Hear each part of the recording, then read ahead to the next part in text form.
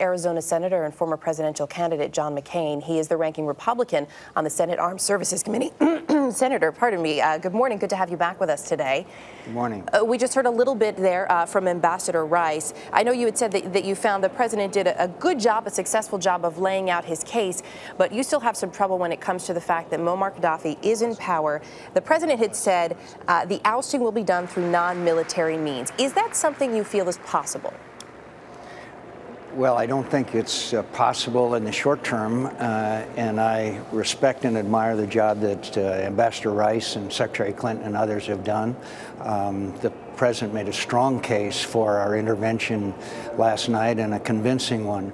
But when the president says that we are not going to use force, that is really, first of all, contradictory to the facts on the ground. We are supporting the anti-Qaddafi forces, and the reason why they're succeeding is because of our air power. And we just proved outside of Sirte that without that, they are still not able to match up against Qaddafi. If Qaddafi remains in power, you will see a stalemate, and along the lines we like to hearken back to previous experience, the same kind of thing we saw with Saddam Hussein when we established a no-fly zone, sanctions, etc., and it lasted for 10 years. We've seen that movie before.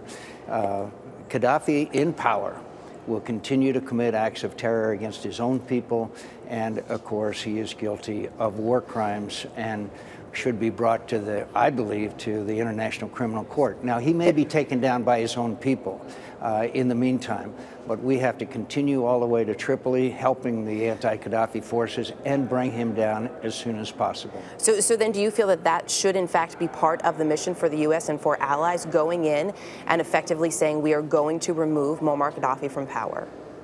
That's basically what we're doing on the ground now, as we help the anti-forces. But by saying it, by making that an official part of, by any means necessary, would that be acceptable?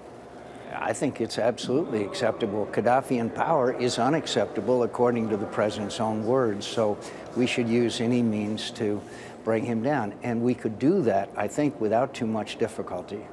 Nobody wants to die for Qaddafi. What about the fact that you mentioned that facing the International Criminal Court?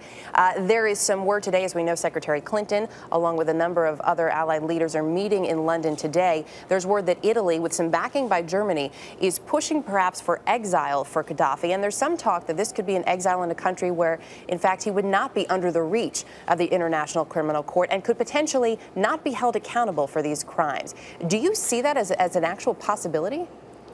I think it's a possibility, and I would not reject it. The object is to get him out of power and get the Libyan people under a regime that they have freedom, a chance for freedom and democracy, and it'll be difficult to carry that out. But with Qaddafi in power, it's impossible. So you would be okay then with him not being held accountable for these crimes? I'd love to see him held accountable, but the object is to get him out. Senator John McCain, pleasure to have you with us this morning. Thank you.